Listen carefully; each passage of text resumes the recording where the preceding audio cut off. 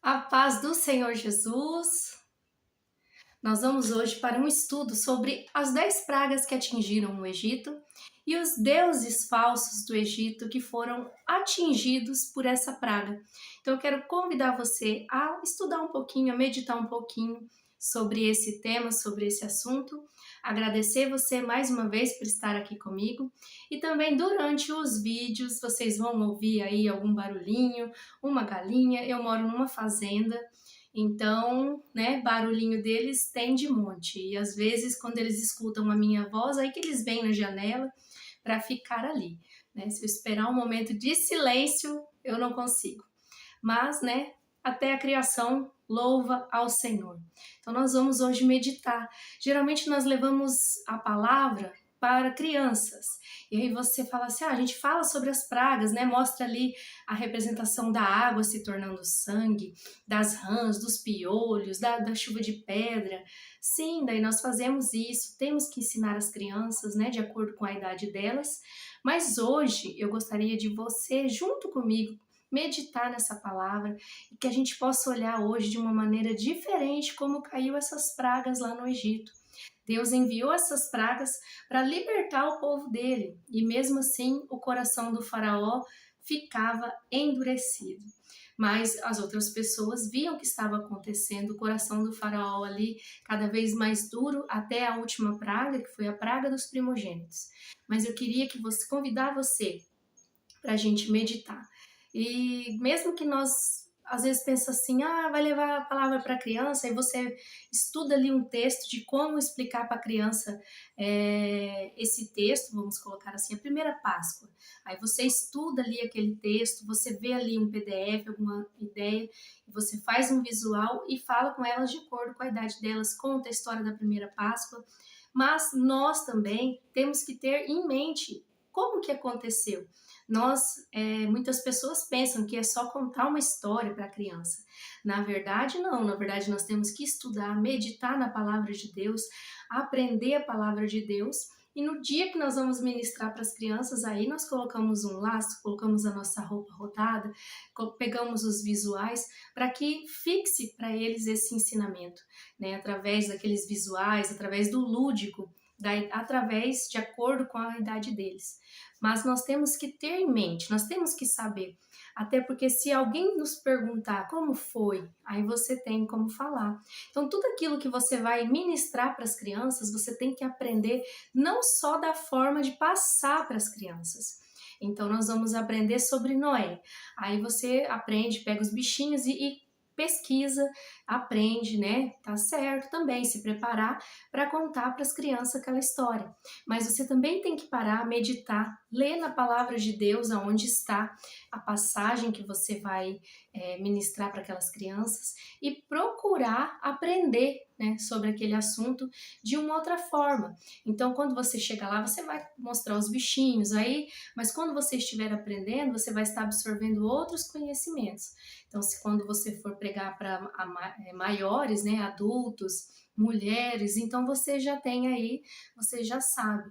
Tem algumas pessoas que têm dificuldade, né? Para algumas pessoas dá certo as duas, pregar para adultos e pregar para crianças. Algumas pessoas só preferem pregar, se sentem mais à vontade pregando para adultos e outras para as crianças. Eu confesso que eu faço os dois, porém, na verdade, a hora que eu estou pregando, ministrando ali para um adulto, tem hora que, sem perceber, eu olho para o lado procurando um visual, porque quando nós pregamos para as crianças, nós já deixamos o visual ali na sequência, pertinho da gente, e aí, às vezes, eu me pego dando uma olhada e querendo mostrar algo, né, para ser ali, para ser lúdico, para ser mostrado ali para eles literalmente.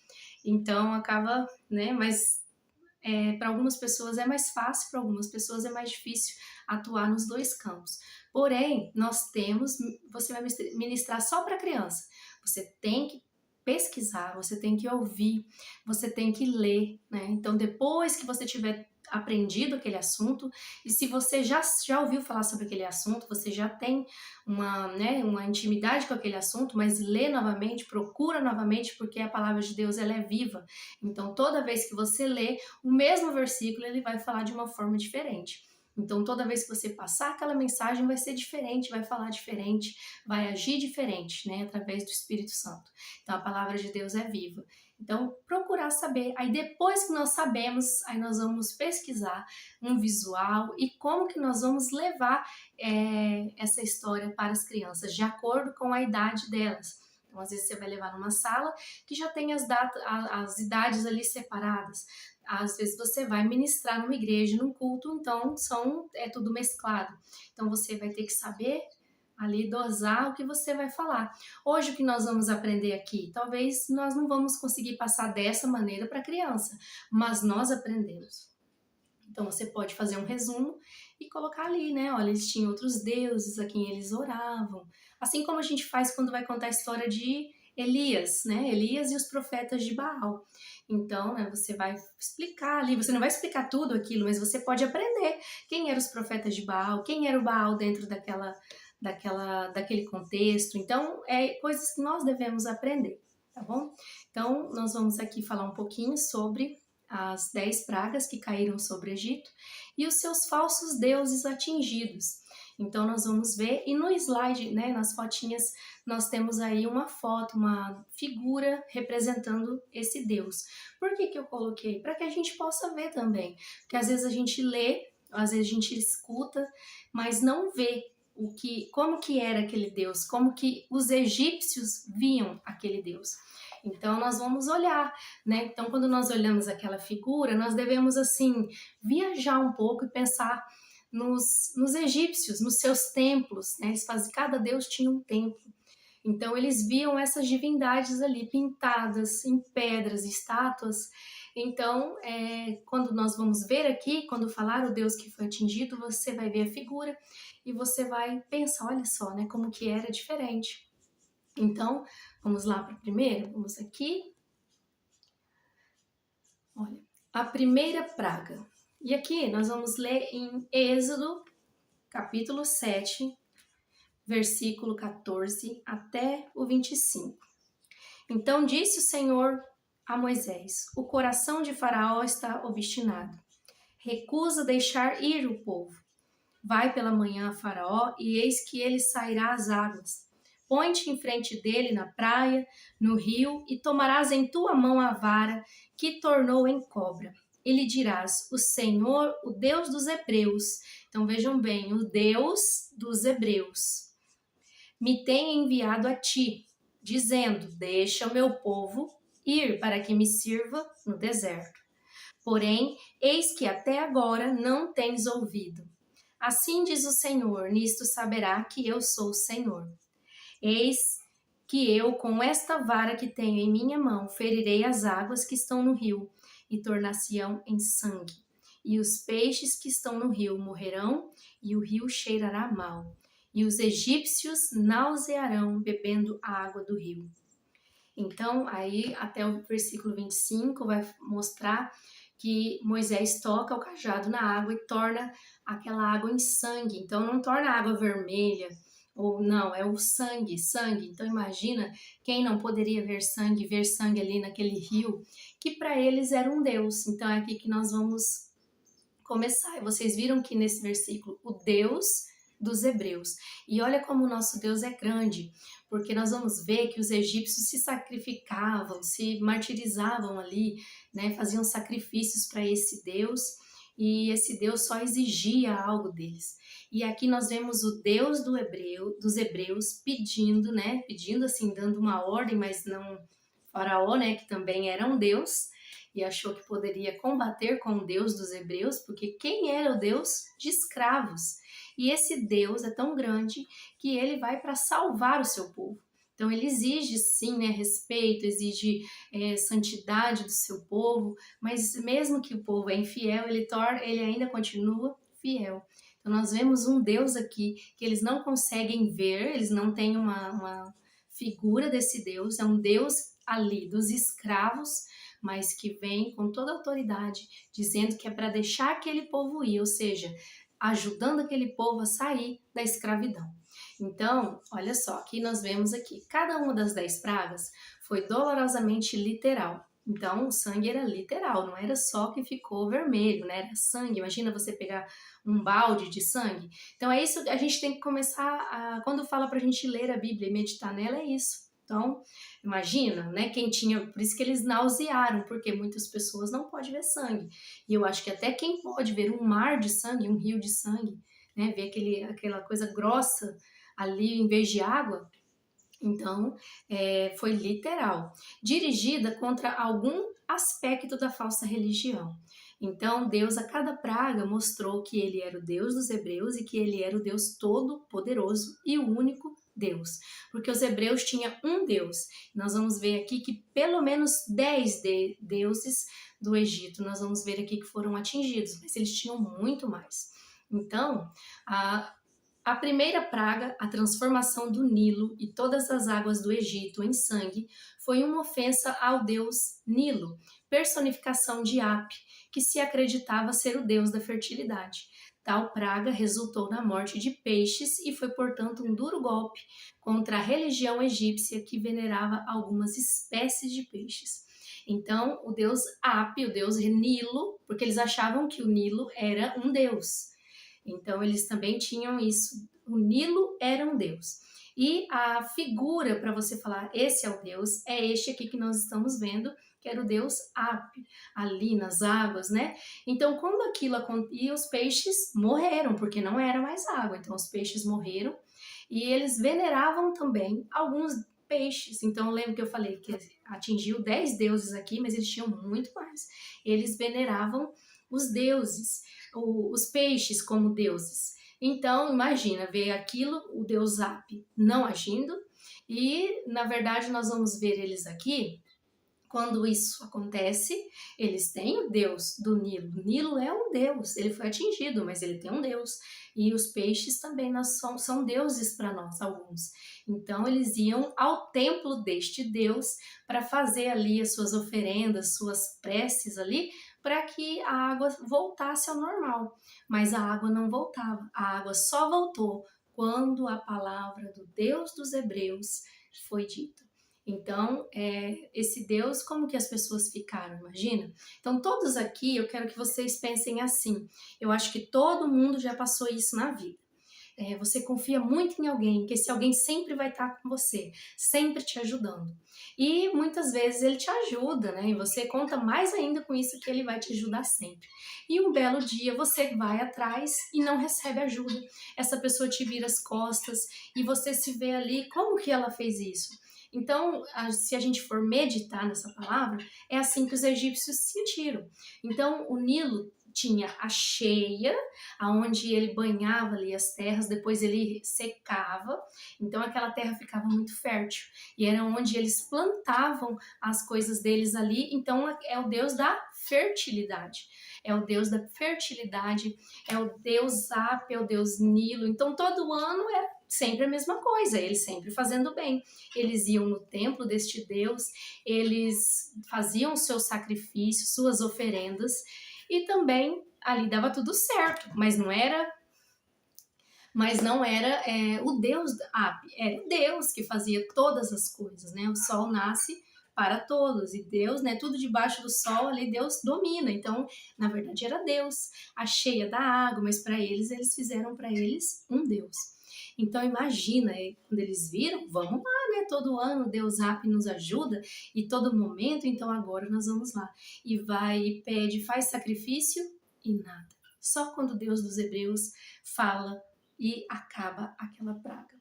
A segunda praga, nós vamos ver a praga das rãs, né? Então nós vamos ver na referência bíblica. Aí nós vamos em Êxodo, capítulo 8, versículo 2. E se recusares, e mesmo assim, mesmo o faraó, vendo que o Deus dele não deu certo ali, vendo aquela situação, imagina, mas o coração ficou endurecido. E se recusares deixá-lo ir, eis que ferirei com rãs todos os seus termos.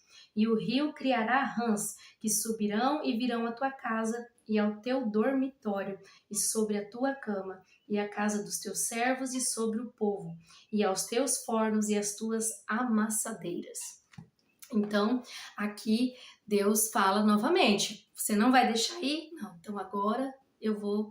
Porque também ali, imagina, aquele odor, aquela situação, e Deus fez, porque ainda, imagina quanto tempo que demoraria para sair aquele odor dos peixes mortos, né?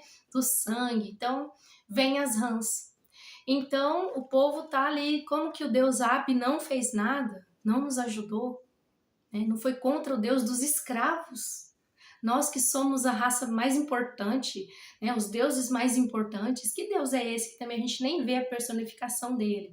Então, aqui nós vemos, as rãs eram animais sagrados para os egípcios. E um dos seus ídolos, a deusa Heket, tinha cabeça de rã. Então, deixa eu pegar aqui para vocês verem. Então, essa era a figura que eles viam e tinham um templo para ela. A deusa Heket tinha cabeça de rã.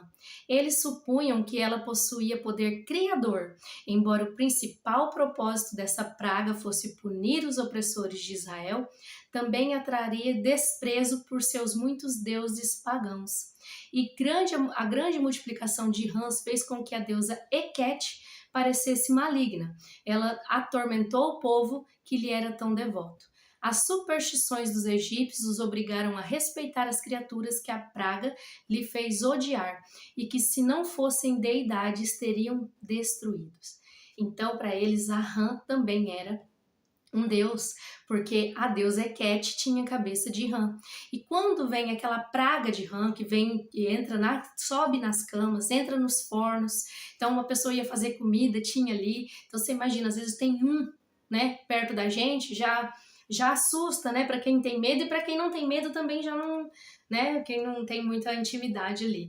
Então, agora imagina você ir na sua cama e estar lá, ou você dormindo em encher. Então isso aconteceu, e muitos egípcios olharam, o que ela fez, né? É como se fosse um castigo da própria deusa Heket. Então muitos ali já viram, olha, o Deus Ap não nos ajudou nas águas. E agora a deusa Heket, né? Nós somos tão devotos, fazemos sacrifícios, temos o templo dela, então eles tinham um templo para adoração e ela manda tudo isso para nós. Então ali já foram dois deuses que, né, tão poderosos, e o Deus dos hebreus, dos escravos, está fazendo tudo isso, e os nossos deuses não estão nos ajudando. E aí nós vamos para a terceira praga, a praga de piolhos, e a referência é Êxodo capítulo 8, 16, que diz assim: Disse mais o Senhor a Moisés: Dize a Arão: estende a tua vara e fere o pó da terra, para que se torne em piolhos por toda a terra do Egito. E fizeram assim, porque Arão estendeu a mão com sua vara e feriu o pó da terra.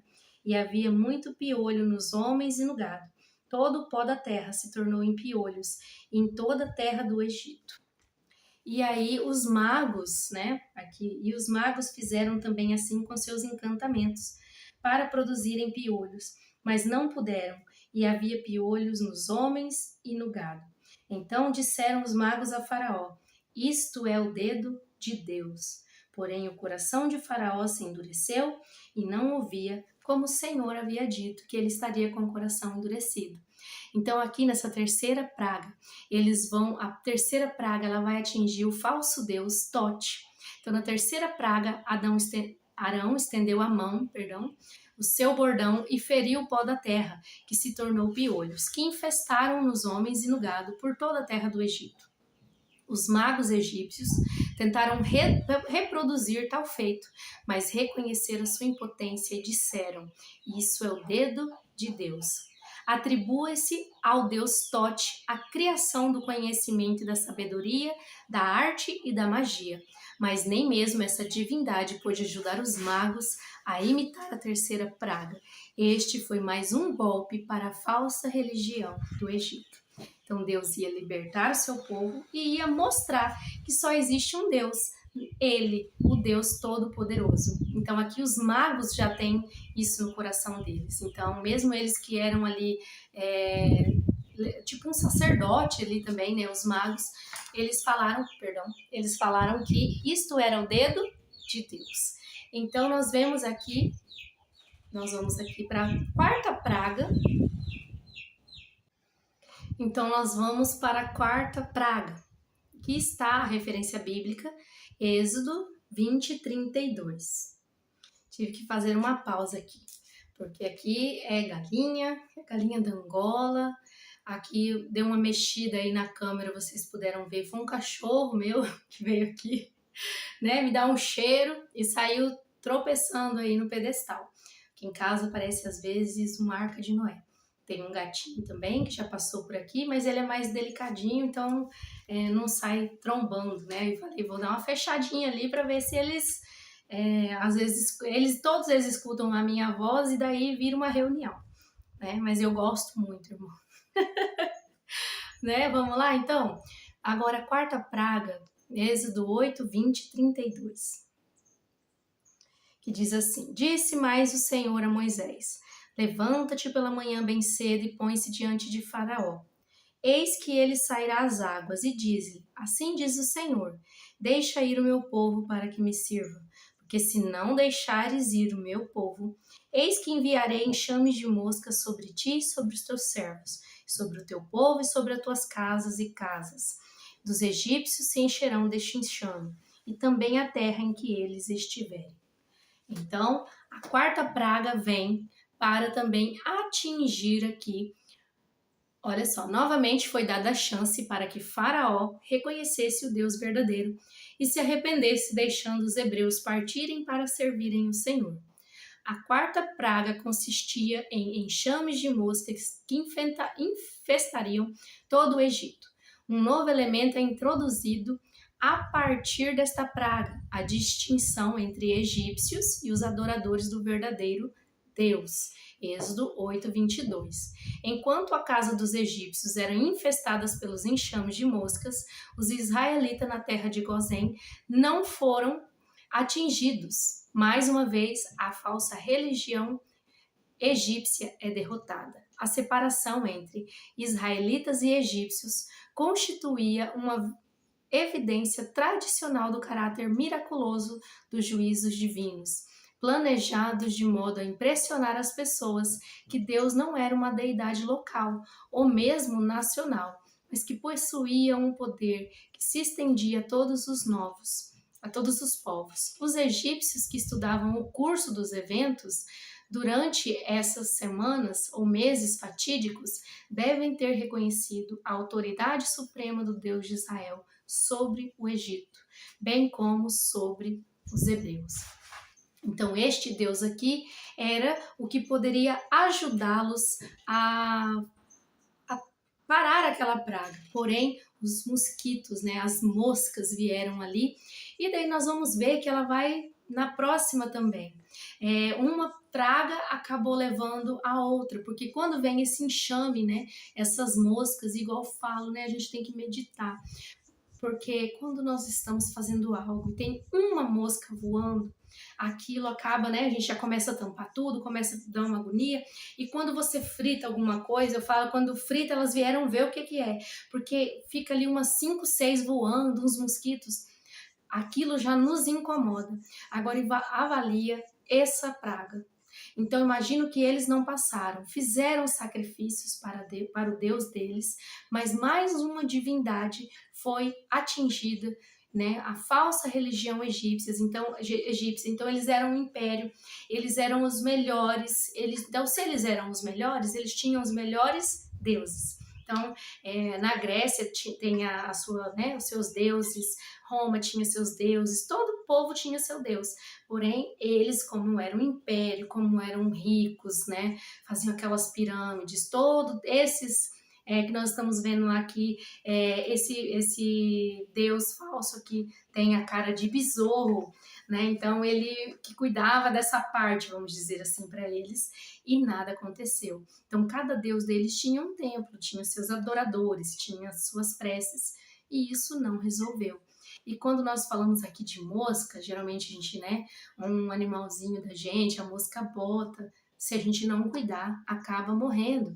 E, né, tem essas que são a varejeira, e nessa classe de moscas, né, nós vamos ver que atraem doenças. Algumas atraem doenças. E foi o que aconteceu. E agora nós vamos ver a quinta praga, que é a peste sobre os bois e vacas. Então a referência bíblica está em Êxodo 9, 1:7. Então, sempre assim, a gente vai ver a referência bíblica, ler certinho, já deixa marcado quando você for usar, não só agora, né, mas falando quando você for ministrar. Ouça, que nem aqui você vai ouvir, ai, eu quero saber mais, ouça um estudo. Eu estudo, eu escuto muito, né, eu faço também teologia, mas eu ouço também muito Augusto Nicodemos, Hernandes Dias Lopes, Arival Dias Casimiro, Paulo Júnior e Osiel Gomes. E de mulher eu também ouço bastante a missionária Aparecida Borges. E tem uma que prega geralmente no mesmo lugar que ela, que é Rafaela Nascimento, se eu não me engano. Então, assim, procurar ouvir algo, pessoas que têm algo a acrescentar. Então, nós vamos ouvir mais, aprender mais. Então, esses são as pessoas que eu ouço também. Então, 9:1. Depois o Senhor disse a Moisés: Entra, Faraó, e diz-lhe: Assim diz o Senhor. Assim diz o Senhor, o Deus dos Hebreus, ou seja, né? Ó, seus deuses aí não estão com nada. O Deus dos escravos, né? Deixe o meu povo ir para que me sirva. Porque se recusares deixá-los ir, e ainda por força os detiveres, eis que a mão do Senhor será sobre o teu gado. Então, tudo isso não vai deixar? A mão do Senhor, Deus, será sobre o gado. Então, quando Deus já avisava o que ia fazer, eu acho que eles falavam assim: nós temos os nossos deuses para o gado, você acha? Talvez esses outros, porque na verdade nós temos um Deus. É a Trindade, Deus Pai, Deus Filho, Deus Espírito Santo, que é a Trindade, né? Se tornam um. Então eles se tornam um. Então Deus do impossível, ele pode todas as coisas. Ele é onipotente, onisciente onisciente e onipresente. Então ele pode todas as coisas, ele sabe todas as coisas e ele está em todos os lugares. Então, nós vamos pedir cura, nós pedimos, Senhor Jesus, né? Senhor nos cure. Nós vamos pedir uma porta aberta, nós pedimos também. Então, nós temos um Deus. Um Deus. Então eles tinham mais. Então eles pensavam assim, apesar do coração endurecido, muitos egípcios já tinham no seu coração que o Deus dos Hebreus era o Deus verdadeiro. Então, né, até os magos disseram, né, isto é o dedo de Deus, então vamos parar. Mas o coração de Faraó é endurecido. Então, quando Deus anunciava, olha, se você não fizer isso, agora eu vou mexer no seu gado. Eles pensavam, eu tenho Deus, né, que aqui era Apis, né, Apis, Ator, tinha Apis, Ator e Nut, que eu estou lendo aqui. Então tinha esses três, para tratar das vacas, dos bois, cavalos, do gado, tinham 3 deuses. Então, ele deve ter pensado, tem 3 deuses, e aqueles, porque um era diferente do outro. Então, como esses aqui que eu li, ó, Apis, né, Apis, Ator e Nut. Então, como eles não interferiam, então, como o Deus aquele que tinha aquele rosto de besouro, o rosto de rã, cada um é para uma coisa. Então, um não interferia no trabalho do outro. Então, se a deusa rã lá não atendeu, o do besouro também não atendeu, vamos colocar assim. Ele pensou, agora, esse tem 3, então eu vou continuar. E ele continuou. Então, olha, foi anunciado com antecipação o dia que o juízo divino cairia sobre o rebanho egípcio, em forma de pestilência sobre os animais. Novamente, há uma linha de separação entre os hebreus e os egípcios. Do rebanho de Israel, nenhum animal foi atingido, enquanto que todo o rebanho dos egípcios morreram.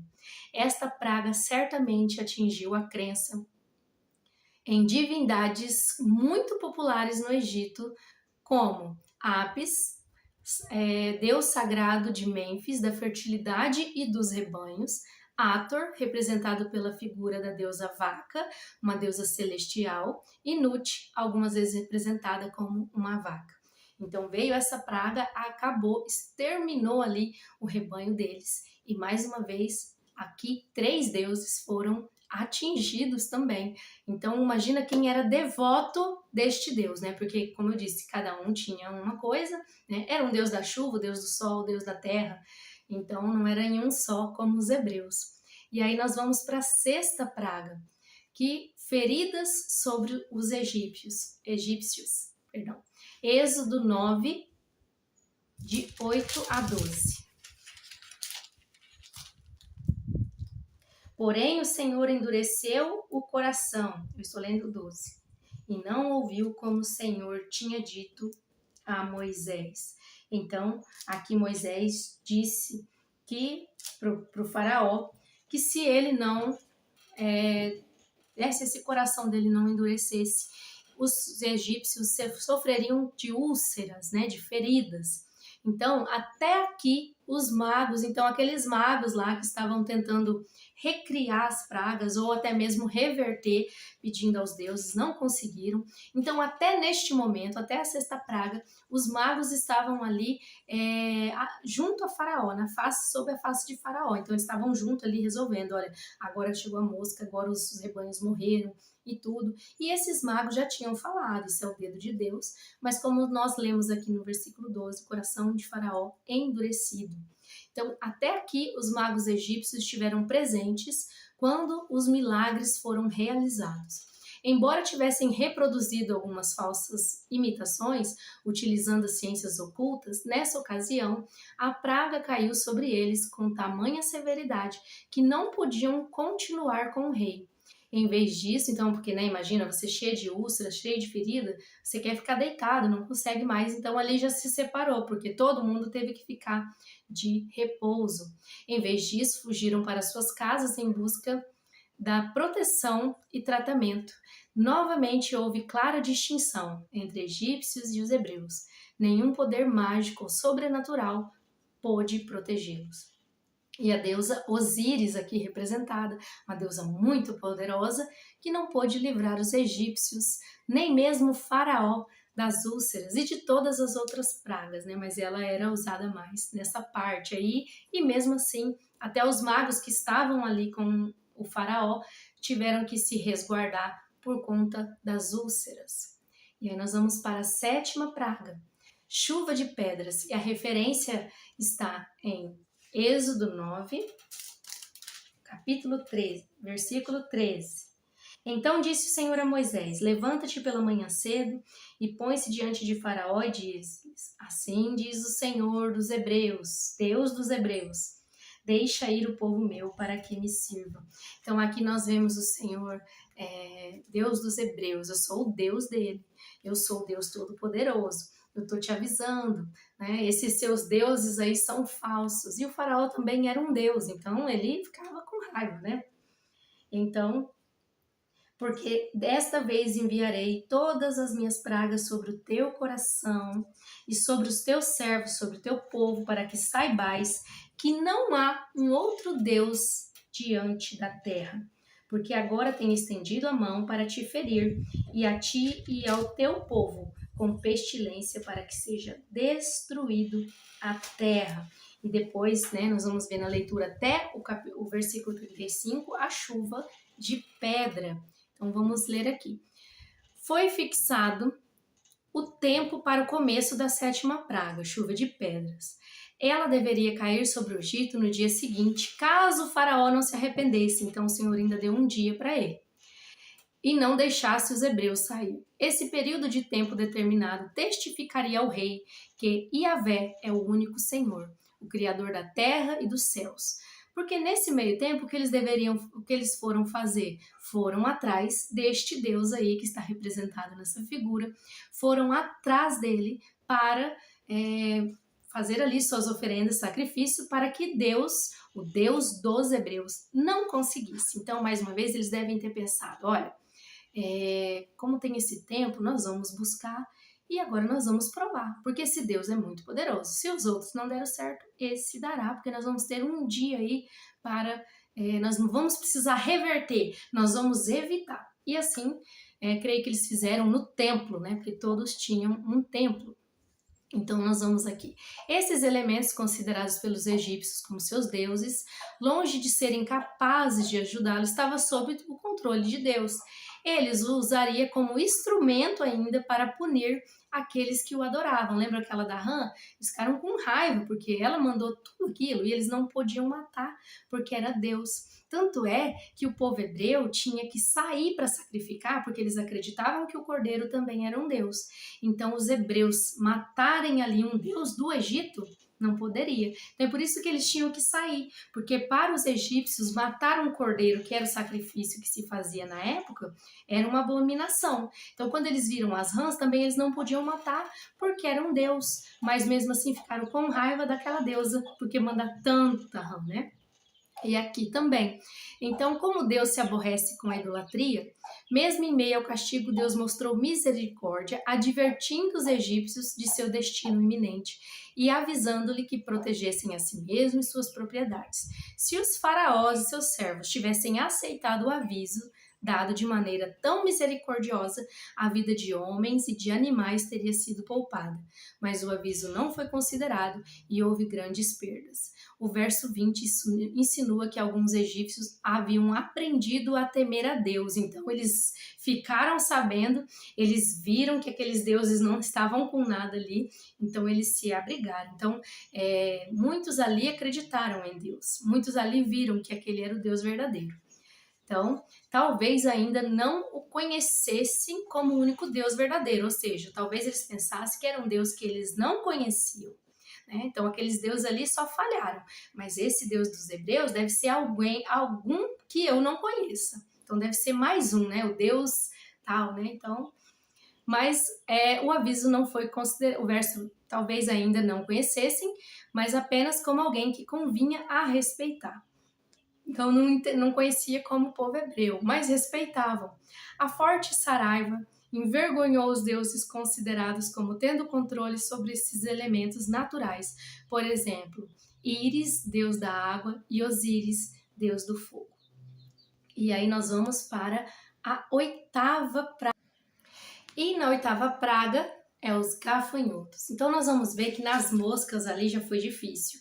Aí veio a peste nos bois e vacas, então morreu uma grande, né, muito. Os que sobraram acabaram morrendo porque estavam expostos, né, no pasto ali, estavam expostos, então a chuva de pedra acabou exterminando o restante.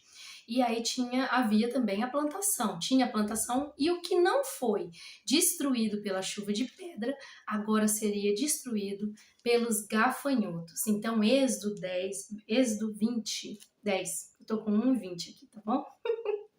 Êxodo 10, do 1 ao 20.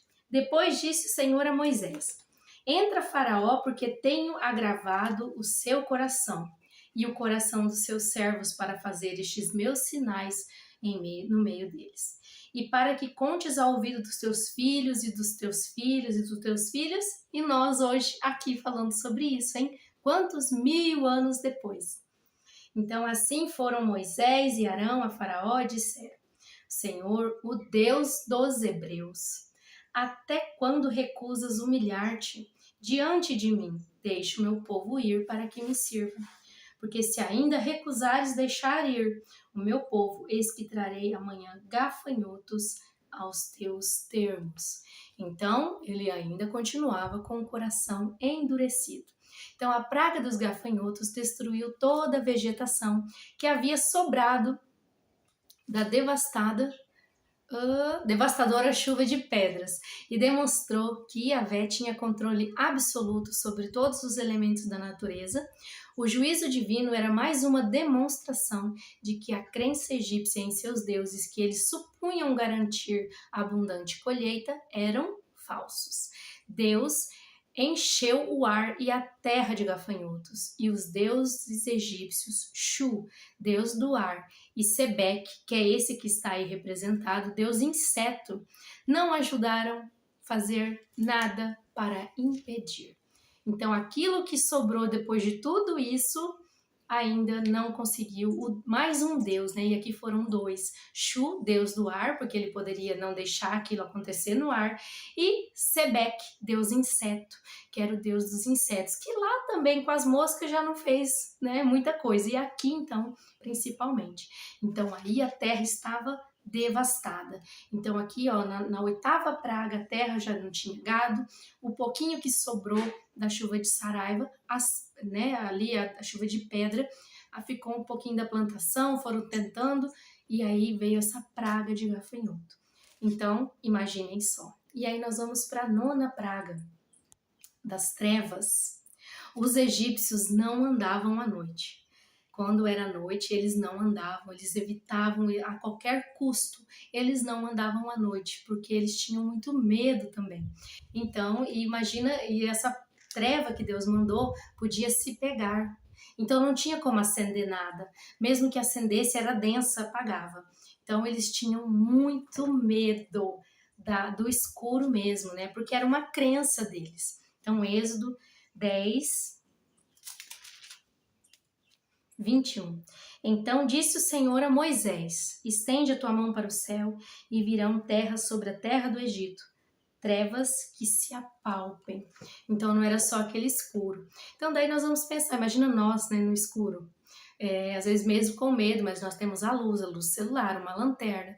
Mas e quando acaba a energia e você não tem nada disso, né? Então imagina para eles que já era algo religioso à noite. Então eles já tinham medo à noite. Então imagina para eles como foi. O Egito ficou em trevas tão densas que não era possível enxergar as pessoas, e essa escuridão se estendeu por 3 dias. Mas na casa dos hebreus havia luz. Como as pragas anteriores, estas deferiam um forte golpe nos deuses egípcios. Por séculos, o deus Sol tinha sido a principal divindade do Egito, e todo rei chamava a si mesmo de filho de Ra. Então, para eles, o deus Sol era o principal. Então, havia todos esses, mas o principal era o deus Ra. Tanto que o faraó era Ra, filho de Ra. Na época de Moisés, esse deus era identificado como Amon, né? Muitos vão ouvir Amon-Ra, e tinha o nome de Amon-Ra. Os maiores templos que o mundo já viu construído em sua honra, e um deles, o grande templo em Karnak, no Alto Egito, é ainda nos dias de hoje, magnificente, mesmo em ruínas. Outro deus era o disco Sol Atom, que poucas décadas depois do êxodo tornou-se o deus supremo do sistema religioso egípcio. Por ocasião da nona praga, a completa impotência desses deuses estava demonstrada claramente aos seus adoradores. Então, imaginem só, né? Então, o maior Deus, né? O maior Deus não pôde brilhar ali a luz que tanto eles falavam. E Faraó, como filho de Ra, cadê o poder de Faraó? Porque era tão assim que ele acreditava realmente que ele era filho de Ra. Mas cadê o poder de Ra e cadê o poder dele, que era filho de Ra? Então passou-se 3 dias com eles que tinham eles eram místicos quanto ao escuro. Então imaginem só. E aí vem a 10ª praga, a praga das mortes dos primogênitos, que aí entre a 9ª praga e a 10ª é instituída ali a primeira Páscoa, que depois nós falaremos aqui também. Tá? Então, antes de falar da primeira Páscoa, nós estamos falando aqui sobre as 10 pragas que atingiram o Egito e os deuses que foram atingidos também por essa praga. Então, muitas pessoas ali deixaram de ser devotas ali daqueles deuses e passaram a crer, né, mesmo que não conhecendo muito ao Deus, mas sabiam que ele deveria ser respeitado. E Faraó continuava com seu coração endurecido. Então, aqui na referência bíblica, é uma referência com 2 referências. Então, porque daí aqui no capítulo 11, Moisés anuncia a morte dos primogênitos. Então, tudo é anunciado. No 12, a instituição da primeira Páscoa. Então, este golpe cairia sobre os primogênitos dos homens e dos animais. Deus não desejava exterminar os egípcios e o seu gado, mas apenas convencê-los que a oposição ao seu propósito para Israel não seria mais tolerada. A morte dos primogênitos causou o maior vexame para a religião do Egito, porque naquela noite passarei pela terra do Egito e ferirei na terra do Egito todos os primogênitos, desde os homens até os animais. Executarei juízo sobre todos os deuses do Egito. Eu sou o Senhor. Os governantes do Egito chamavam a si mesmos de filhos de Ra e se autoproclamavam divinos, como eu disse, né? Então eles achavam que eles eram filhos de deuses. Então, cadê o poder deles? Mas Deus aqui diz, né, que agora ele vai executarei juízo sobre todos os deuses do Egito. Então ele vem avisando o coração de Faraó endurecido, e aqui ele fala, agora eu exterminarei todos, né? Eu exterminarei o meu juízo, executarei o meu juízo sobre todos os deuses. Então, a morte dos primogênitos foi uma grande humilhação. E, além de uma humilhação, né, como diz na Bíblia, nunca houve choro como aquele, né? Houve um clamor muito grande. Certamente, pressionado pela demanda popular, Faraó enviou seus principais oficiais, ainda enquanto era noite, para chamar os odiados líderes hebreus, aos quais haviam dito nunca mais vê-los. A rendição de Faraó foi completa. Ele não apenas ordenou que deixassem o país e levassem tudo o que possuíam, como também pediu algo que os dois irmãos não poderiam imaginar. Levai também convosco vossas ovelhas e vosso gado, como tendo dito isto, ide-vos embora. Abençoe-me também a mim. Então aqui nós vemos, e na última o Senhor diz que vai executar juízo sobre os deuses do Egito. Então, quando nós falamos as 10 pragas que caíram sobre o Egito, então que nós, né, e aqui eu coloquei essa figura que é o faraó, né? O faraó, porque todo ele e os seus governantes, eles eram reis, eles eram divindades que vieram à terra. Então tinham esses deuses que tinham os templos, que eram algo espiritual, e eles eram a personificação de deuses. Mas isso não impediu que acontecesse isso. E imagina, viajantes chegavam, viam aquela situação e iam falando de cidade em cidade. Tanto que quando os espiões entram lá em Jericó, Raabe conhece essa história. E Raabe, como alguns egípcios aqui, sabem que esse Deus é o mais poderoso. Então ela ajuda os espiões para que ela e sua família sejam salvas por esse Deus. Então essa história ela foi contada. Então o Egito não foi humilhado só ali dentro. O Egito, o grande império, um império que são deuses que governam. Então é isso que eu queria chamar a atenção de vocês. Vocês prestarem atenção no contexto todo. Que nem você mora numa cidade que tem um rei, vamos colocar assim. E na outra cidade é um rei, mas ele é filho de Deus. Filho de deuses, né? Na verdade, de deuses. Assim como era na Grécia, né? Quando até Aquiles era filho de uma mortal com um deus, lá tinha muito disso, né? A deusa namorou com outro, e então tinha essa personificação para eles, né? Alguém que fazia algo muito importante só podia ser filho de Deus, né? Nós vemos Hércules. Então essas histórias eram daquele tempo, e esse era muito mais antigo ainda, né? O Egito Antigo. Então, quando nascia ali o filho do faraó, olha, mais um filho de Ra, né? O filho desse Deus, nós somos deuses. Então eles eram os melhores, eles eram deuses na terra. E quando o Deus dos hebreus, dos escravos deles, faz isso, é para executar um juízo naquela idolatria que havia ali neles e naquela superioridade, porque daí foi se contando de história em história, nós vamos ver na Bíblia, né? Olha, Deus fez isso, isso lá, então vamos fazer um acordo, né? Eu já vou fazer um acordo, não vou fazer como Faraó. Então, quando nós vamos falar sobre isso, talvez quando você for falar com as crianças, nós apenas vamos pegar figuras, né, de boizinhos ali com medo, da chuva de pedra, da rã. Então nós vamos usar visuais, vamos falar, mas aí nós já sabemos, nós meditamos nessa história. Então o Senhor, ele prova que ele é o Deus, então ele não tem que provar nada a ninguém, mas ele prova porque através dessas provas muitos creram nele.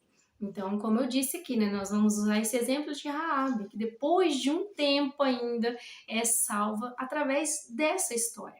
E hoje, eu e você estamos falando dela. Quantos, 1000 anos depois. Então, o Senhor prova. E aquele Deus que era, ele é e será eternamente. Então, que Deus abençoe você.